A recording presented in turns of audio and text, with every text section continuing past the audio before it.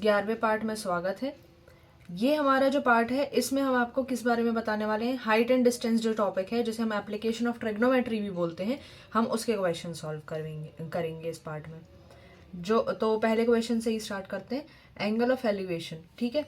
दो चीज़ें याद रखना, एंगल ऑफ एलिवेशन और दूसरा angle of depression. Height and distance में ये दो टर्मिनोलॉजी बहुत इंपॉर्टेंट है। एलिवेशन का मतलब जब हम ऊपर की ओर जा रहे हैं और डिप्रेशन का मतलब जब हम कहाँ जा रहे हैं, नीचे की ओर जा रहे हैं। पहले क्वेश्चन में बोला गया है कि angle of elevation of top of tower from certain point is 30 degree. क्या बोला गया है कि कोई एक पॉइंट है, उससे कोई एक टॉवर है, उसके टॉप का एलिवेशन है ना क्या है 30 डिग्री। तो इसका मतलब क्या हुआ कि ग्राउंड से लेकर आप कितने डिग्री का एंगल बनाओगे, 30 डिग्री का एंगल बनाओगे, और वो लाइन कहाँ जाके टच करेगी, टॉवर के टॉप को, ठीक है। फिर क्या बोला गया है, if observer moves 20 metre towards the tower angle of elevation of top increases by 15 degree. बोला गया है कि एक ऑब्जर्वर है, जब वो टॉवर की तरफ जा रहा है, किस तरफ जा रहा है, टॉवर की तरफ जा रहा है, कितने मीटर चला जाता है, 20 मीटर टॉवर की तरफ जब मूव करता है तो एंगल ऑफ एलिवेशन 15 डिग्री बढ़ जाता है, ठीक है।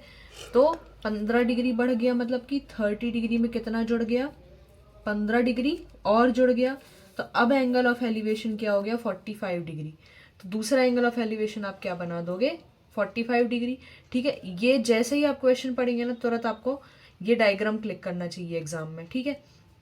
सबसे पहले टॉवर की बात हुई, आपने टॉवर बना दिया, एक angle of elevation 30 degree, 20 metre आगे बढ़ने के बाद वही एंगल ऑफ एलिवेशन 15 डिग्री बढ़ गया, मतलब 45 डिग्री हो गया। ये अब आपको क्या मिल जाता है, इसके बाद डायग्राम मिल जाता है आपको। अब यहाँ देखेंगे, यहाँ से यहाँ तक का डिस्टेंस 20 मीटर, क्योंकि हम 20 मीटर मूव किए। हमें क्या टॉवर की हाइट दी हुई है, नहीं दी हुई है। हमें क्या टॉवर और जो दूसरा पॉइंट है 45 डिग्री, उसका डिस्टेंस दिया हुआ है, नहीं। तो हम क्या करेंगे, लेट करेंगे, हम मान लेंगे कि ये डिस्टेंस क्या है x और टॉवर की हाइट क्या है h मीटर, ठीक है। यहाँ तक समझ में आया। उसके बाद हम क्वेश्चन में क्या लिखेंगे, जो जो चीज़ें हमने मान ली हैं वही चीज़ें लिखेंगे सबसे पहले। तो let height of tower is equal to h metre, ठीक है, जो हमने लेट किया है। उसके बाद angle of elevation from point Q, angle of elevation from point Q is 30 degree. Angle of elevation from point S is 45 degree, जो कि 30 में 15 डिग्री प्लस करके आया था, ठीक है।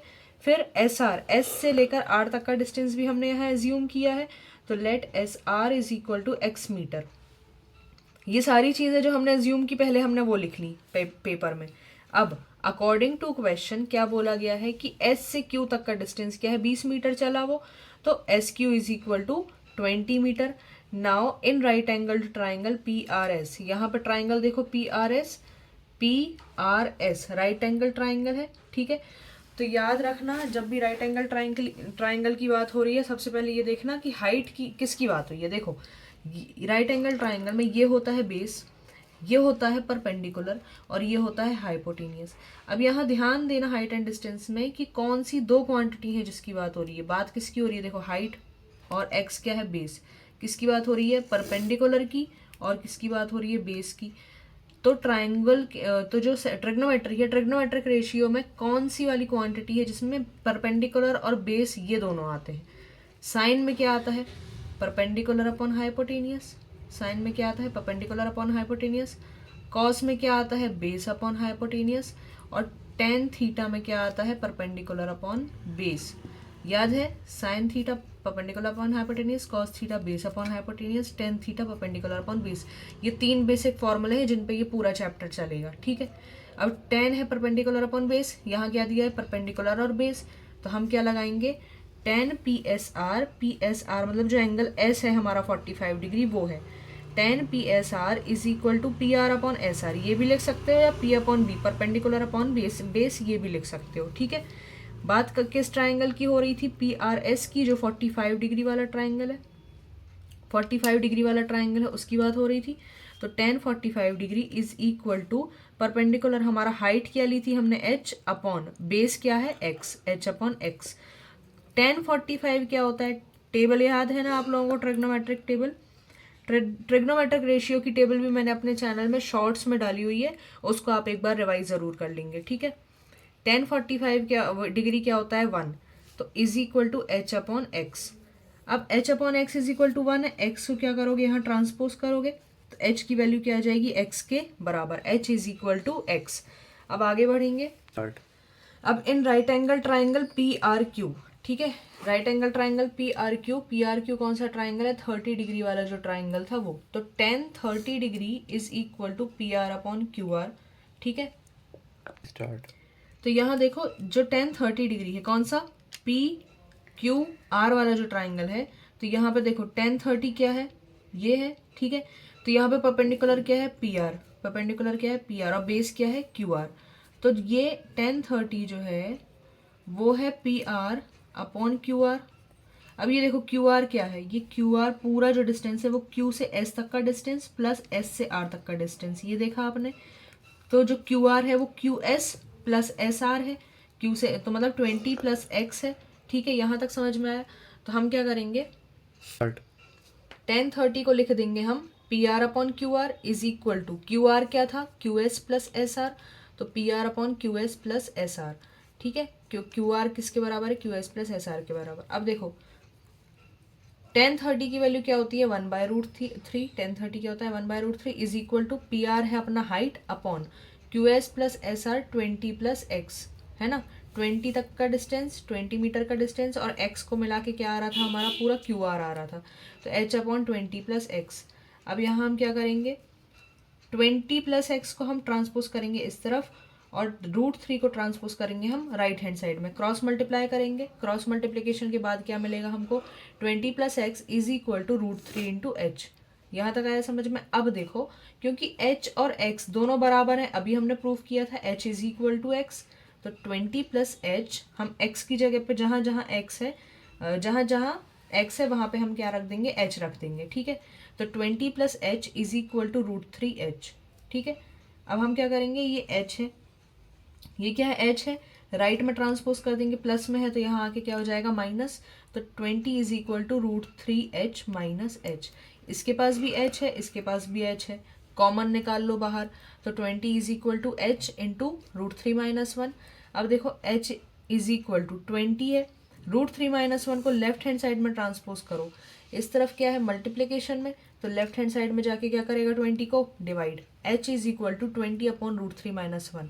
इसके बाद हम क्या करते हैं, यहाँ नीचे रूट वाली जो वैल्यू होती है तो हम क्या करते हैं, इसको √3 माइनस 1 है तो √3 प्लस 1 से मल्टीप्लाई और डिवाइड कर देंगे हम, ठीक है। तो h की वैल्यू क्या आ जाएगी, डिनोमिनेटर में क्या होता है, a minus B into A plus B, A minus B into A plus B क्या होता है, A square minus B square, तो √3 का स्क्वायर माइनस 1 का स्क्वायर, तो √3 का स्क्वायर क्या हो जाता है 3 और माइनस 1, तो यहाँ डिनोमिनेटर में देखो 20 into √3 plus 1 upon 3 minus 1 is equal to 20 into √3 plus 1 by 2, 2 1 ज़ा 2, 2 10 ज़ा 20, तो h की वैल्यू क्या आ गई, 10 इंटू √3 प्लस 1 मीटर। तो ये आपकी हाइट आ गई जो आपको पता करनी थी। तो ये वाला क्वेश्चन। अब हम अगले क्वेश्चन की तरफ चलेंगे। स्टार्ट। अगला क्वेश्चन ध्यान से रीड करो। The tops of two poles of height 25 metre and 15 metre are connected by a wire. दो पोल हैं, एक की हाइट है 25 मीटर, एक की हाइट है 15 मीटर। इन दोनों को एक तार से जोड़ दिया गया है। किसको, दोनों पोल्स के टॉप को एक तार से बांध दिया गया। दोनों की हाइट अलग अलग है। फिर बोला कि अगर एक वायर है, if a wire makes angle of 60 degree with horizontal then find the length of the wire. इसको देखते ही आपको क्या करना है, सबसे पहले डायग्राम बनाना है।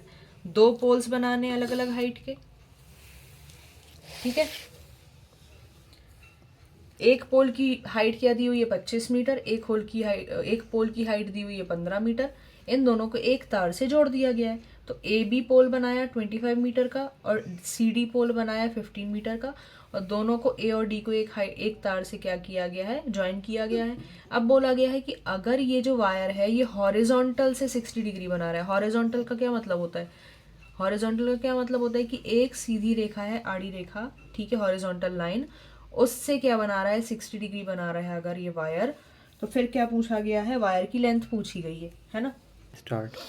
आपको मैं बता दूं, ये हॉरिजॉन्टल होता है, जब भी लाइन की बात होती है ये हॉरिजॉन्टल होता है और ये वर्टिकल होता है। क्या बोला गया है, हॉरिजॉन्टल से 60 डिग्री बना रहा है।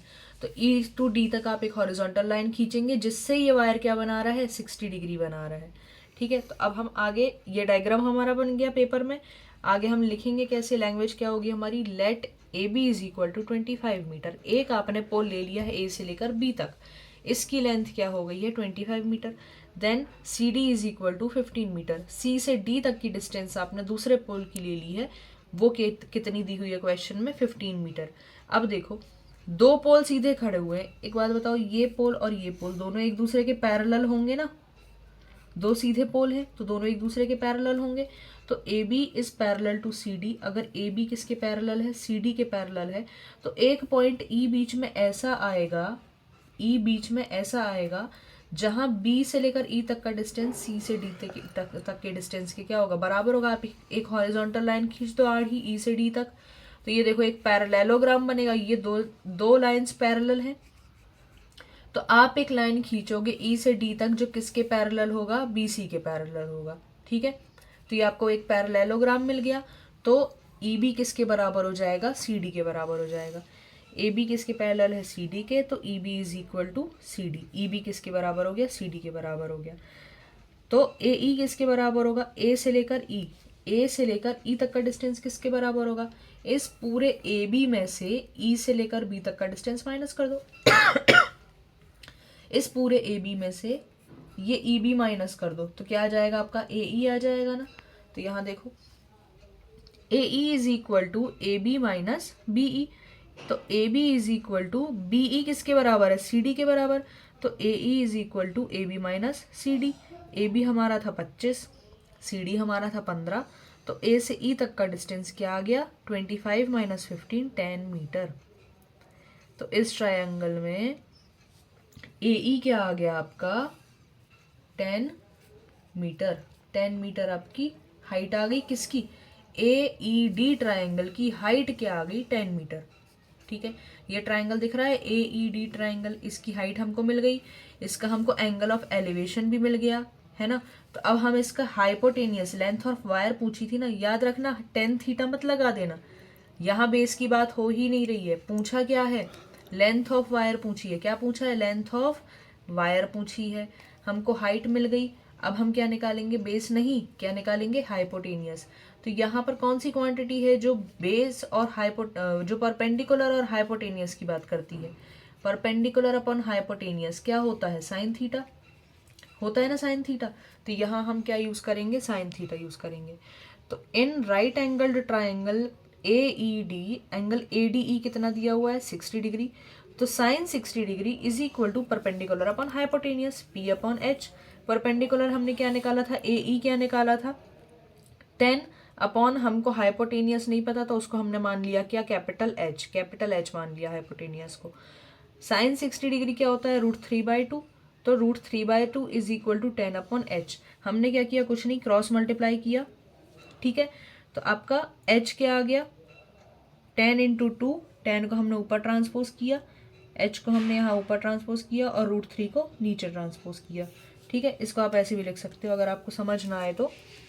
सबसे पहले h √3 is equal to 10 into 2, 10 into 2, यहाँ तक समझ में आया। फिर √3 को कहाँ ले गए, नीचे ले गए, तो 10 इंटू 2 अपॉन √3, 10 इंटू 2 अपॉन √3। तो क्या आ गया, h is equal to 10 into 2 upon √3। तो 2 10 20 अपॉन √3 मीटर, ये आपकी क्या हो गई, हाइट आ गई, सॉरी हाइपोटेनियस आ गया। तो लेंथ ऑफ वायर जो हाइपोटेनियस है, जो लेंथ ऑफ वायर हमें चाहिए थी वो क्या आ गई 20 अपॉन √3 मीटर। तो ये सेकेंड क्वेश्चन का आंसर आ गया आपका। स्टार्ट।